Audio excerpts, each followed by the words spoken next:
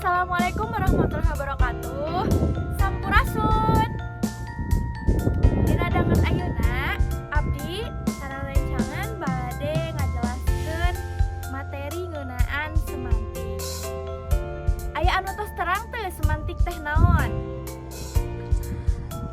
Tah, upami teu acan, ayeuna urang diajar sasarengan hayu.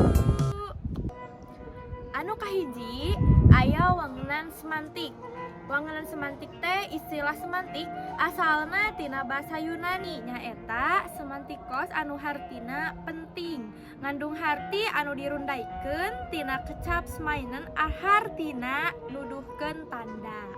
Tah, dina semantik teh aya babasan, paribasa, gaya basa, rakitan lantip, kecap kiasan, cacandran, uga, caturangga, candra sangkala, jeung repok. Tah ayeuna hayu urang diajar babasan. Buntut kasiran, koret atau sopan? Koret. Amis budi, sopan atau someah? Someah. Gede hulu, sombong atau resep maling? Sombong.